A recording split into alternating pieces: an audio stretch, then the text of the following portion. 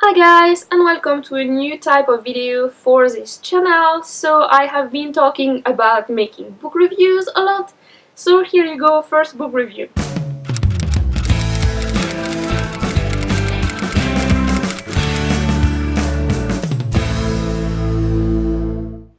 So today I'm going to be reviewing Kafka on the Shore, which is a book by Murakami. And so, first, the reason why I wanted to read this book. So it was my husband told me to read it because I had been reading books, and I finished my books, and then I was like, oh, I don't know what to read. This book was good, but I don't know what to read. Blah blah blah. And my husband said, okay, you can read that Kafka on the Shore. So he actually read it in Japanese, but I cannot do that. So I read actually the translated English version of it. So, what to say about that book? So it's a novel about two characters, basically. On one side, you have a young boy who left his home. Oh yeah, there's going to be spoiler because I cannot do a review without spoiler.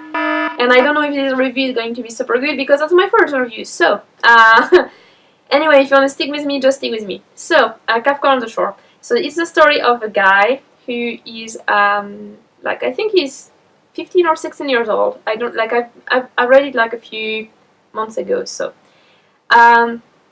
basically this guy really hates his father for a reason I don't know why he hates his father so much. His mother left, so he doesn't remember his mother. He doesn't even have a picture of his mother to know what she looks like, and his mother apparently left with his adopted sister. So here you have the highly dysfunctional family, and this guy actually is talking to another boy who is called Crow, and so they are having those conversations. So that's on one side. You have this little story of the guy who is going to leave his home to go travel somewhere. He wants to go to a place in the south. So that's one point.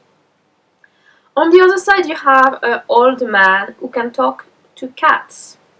So he is a sort of cat detective because people pay him, like they give him food or give him like a bit of money to find their missing cats. So you have those two parallel, and it looks like the story, they don't fit with each other, okay?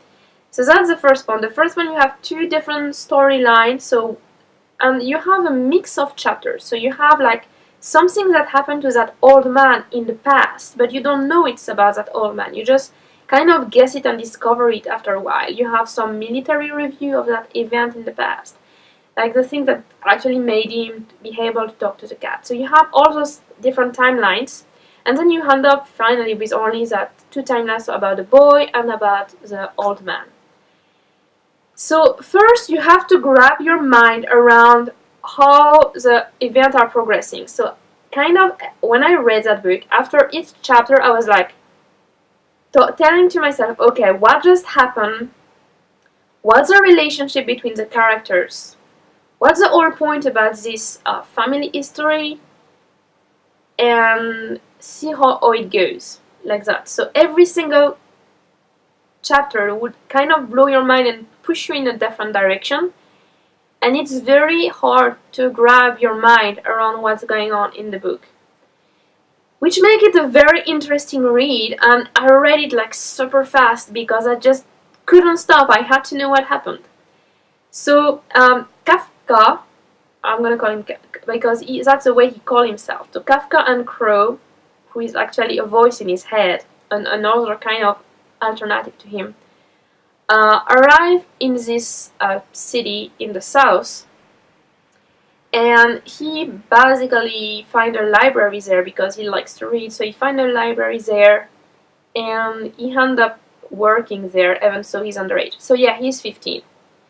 So he end up like that, even so he's like at this point his father kind of look for him and sort of know where he might be, but not so much. Like we'd never really see his father at all. Basically, there is no real knowledge of why there is such a big problem with his dad. And then you have this very mysterious character who is killing cats. So, and then you have also in the past something that happened to the teacher where she was in a dream and then she ended up somewhere and then something happened. I'm telling you like that. I'm not just trying to avoid spoiler. It's not my type. I'm just gonna spoil it for you as much as I want if I need to, because I said spoiler alert. It's just that's the way it is. Something happened to that teacher. She was having sex on a rock, and you don't really know why.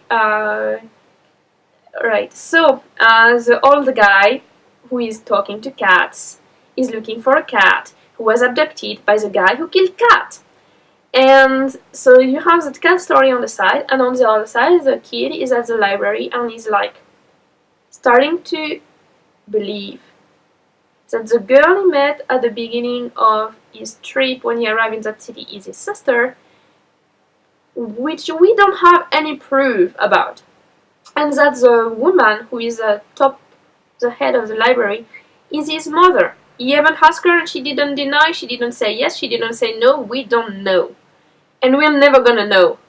And so you, like basically a lot of things in this book, you have to make your own mind about what do you think actually is, what do you think the relationship, you have like little hints in every direction, so you decide for yourself. Is there going to be incest? Or is it just with a random 50-year-old? Yeah, I know. That's a bit gruesome. Anyway, so you have those two parallel stories, and then the old guy end up going south to follow the boy because he killed the guy who killed the cat, except that the guy who killed the cat is still alive, but the father of the boy is dead because it has been killed by instead of the guy who killed the cat. It's a freaking mess. It's the freaking mess. And basically you don't know if the old guy actually killed the father or if it's because the kid suddenly has a black hole in his head, he doesn't remember anything, he just black out completely, and he wake up with blood. Kilometers away from any murder. And you're just like, what the hell is going on? So it's like very futuristic, very, like you have all those mechanics of the mind tricks, you have the time lapse, you have the murders, you have the stone, like I guess it's the same stone she had sex on, with a stone that can grow and shrink and be moved and become heavy and light and the kind of thing. And basically the old guy needs to open the door that is sealed by this stone, but that's, even if he carries the stone around, it doesn't open the door, he has to flip it. And yeah, that's how it works basically. And you're like, wahoo, what the... So every chapter you have to analyze for yourself what the hell is going on. And it's a really good book. It keeps you on your toes all the way through, and it does have a sort of conclusion. So even if you have all those hints that you don't know what exactly is or what exactly isn't, you have all those hints so that you can actually create whichever solution to that book that you want. So you can decide that she is really his mother, you can decide that he just fell in love with a ghost and he hallucinated everything. You can yeah, there is a ghost. Another thing. You can decide so many things. It's just up to you to draw your own conclusion about that book. And I think that was kind of fabulous because I hate books where you have all those questions that never get answered. I really don't like that. It's like I need a conclusion, but this one gives you some mind gymnastic all the way through, so you can actually decide for yourself what you want it to be. And you also, while doing that, you also know that there is all of those other possibilities. so that the story could mean so many other different things. So I guess if you read the book again, you might find something even different, and it's pretty good. So that was my first book I read from Murakami, and I think if you're gonna start Murakami, this one is the best for you to start. I know that Norwegian Wood is very popular, but I'm going to have a review of it pretty soon, and not my cup of tea. So yeah, this one was really intense. It's like a page turner, and you really need to think about what's going on. It has a lot of philosophy in it, but kind of popular philosophy, and it has pretty interesting characters. Out of the main two, you have like the guy who, or the girl, well, she's a sister but a brother at the same time.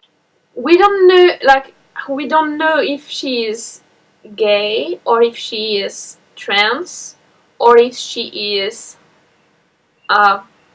androgyne, as in her genital part weren't completely formed. We only know that her card is female, that she looks like a man, and that her brother called her he, the brother. So she didn't actually change officially her identity because she's a woman on her card, but on the other side, she is a man in every other respect, and she is, or he is, in that case, he is a man, and he's gay because he has a boyfriend. So you have that character which is really, really smart and really interesting, and they have some kind of feminism problem in there too. So it's really interesting, and all those little story about the book and how the characters follow each other, and the mysticality of that stone, what happened in the past with it, what is happening now. And you also have a part in the mountains, so it's really, really exciting, and I really recommend it. If you want to read it, just go for it. Yeah, it was pretty interesting. So you have all those elements, like pieces of the puzzle, and you basically, when you think about the story, you have to put the pieces together. And it's the first time I actually came to a book that was like that intense into letting the reader piece up everything together. Because even like the military report and that kind of thing, you know it's related, but you don't actually understand how related it is to everything unless you decide to think about it and say, oh yeah, that's because, oh yeah. You know, you don't know, I know, because if you haven't read the book, just go on and grab it because it's really, really good. Anyway, yeah, it's a very unique sort of plot, if you can call it even a plot. It's very, very special, and yeah, go read it, guys. I guess that's all I'm going to say about this book for today. So I'll talk to you next time, and maybe with a new book review, or if you're watching my Artist Way project videos, or if you want to check out my other channel, I'm gonna leave the link down below. So anyway, have fun whenever you read, and see you next time from Sigas. Bye!